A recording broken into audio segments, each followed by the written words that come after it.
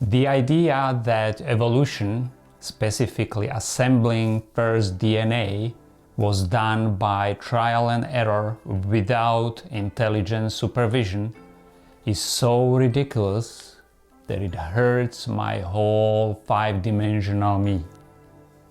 Here is my story. My parents were atheists, and when I was growing up, I was always surrounded by non-spiritual people. This was once upon a time before the internet, when the telephones could only call people, and getting any information about anything was as painful as pulling the hair from nostrils and as slow as snail racing. In other words, I didn't encounter spirituality in any form, not even by accident. And yet, I had no concept of spirituality up until a history class somewhere in the 8th grade of elementary school.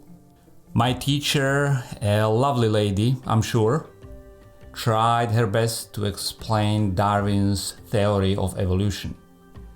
And in the middle of a sunny day, in a school smelling of chlorine, time and desperation, full of bored and half-asleep kids, my hyper-analytical brain went to a screeching halt. My internal self-talk went like this. What the hell? What? Are you saying that a dumb universe that runs only on physics and chemistry, like a car engine, created an intelligent life by trial and error? That doesn't make any sense. How can something without intelligence create something intelligent? That's like saying that a stone can teach at university.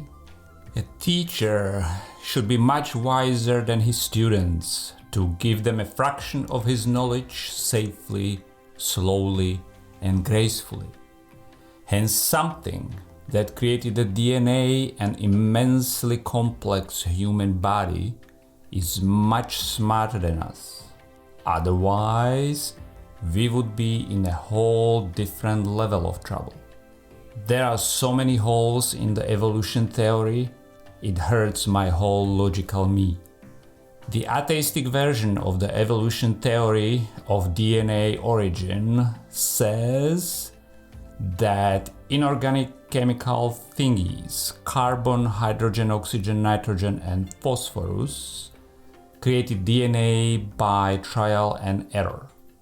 There are two little hiccups in this theory.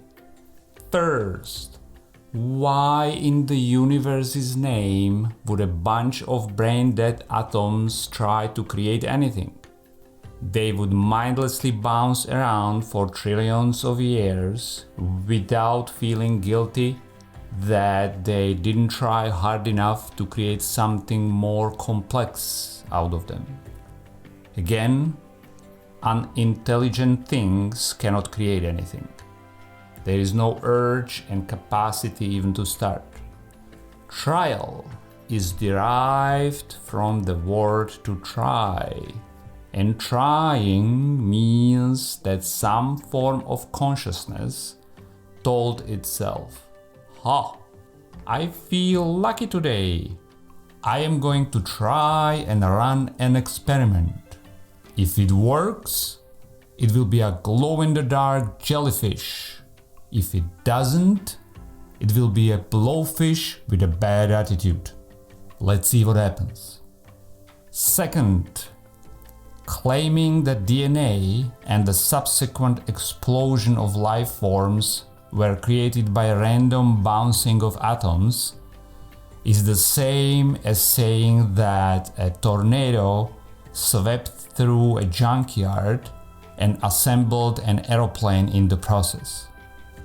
Another lovely theme of evolutionists is, shockingly enough, the evolution of species.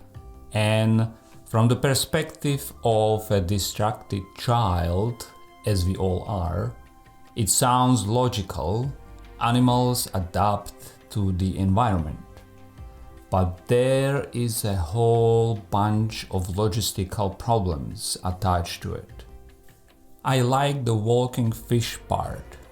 The story says that tides washed fish to the shore and they were dying. One day, a bunch of fish got together at a meeting and said, "Screw this! Tomorrow we are growing legs and lungs and we are out of here." Now the walking fish business trouble starts. According to the teaching of the non-intelligent universe, fish are dumb as bricks and their DNA is a non-intelligent biochemical entity. And yet, fish and their DNA decided consciously, something unconscious decided consciously, that it's aware of its consciousness to modify their body. Other pieces of the puzzle are: why did some fish transform? Fish with legs and lungs into a lizard, then sort of dog, then ape, and some stayed fish until today. Were they lazy, missed the meeting or memo? Why it was a one-time event? It happened 400 million years ago, and fish that didn't participate in the main cultural event didn't try again, ever. If this thing is an automatic reaction to the environment, it should be happening continuously. We should be able to see fish in different stages of development. Small legs, big legs, lungs, half fish, half lizard. Another aspect that bothers me is passing the urge to change to the next generation. Experts say, "Oh, it was a genetic memory." Genetic memory, my cute buttocks. Genes, the way they are described, are designed to produce a protein. They don't have a mechanism to carry a piece of information for future generations. There is no atheistic mechanism that allows passing project plans and progress reports to the next generation. And since fish cannot grow legs during one lifespan from scratch, and there is no way to spread the intended leg growing operation over millions of generations, it cannot be done if you stick with atheism. The walking ape story raises similar questions. Why did only some apes decide to walk, hunt, and create jewelry, and the vast majority of apes didn't evolve at all for 50 million years? If the evolution is a simple adaptation process, all apes should convert to some smart versions. Why is there only one type of human? There are hundreds of types of apes. Some are radically different shape-wise. And again, the problem with the decision point.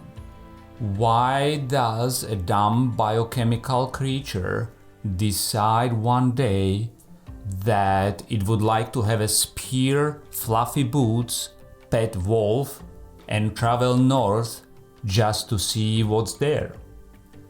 My point is, there are way too many logical and logistical errors in the evolution theory. There must be an invisible, intelligent force influencing our world and running the show. It's not a fat guy on a cloud. It's an all-penetrating field of consciousness with an unknown agenda. Please leave a comment about what would you like to see next, or if you have an opinion. Thank you so much for watching and see you in the next video.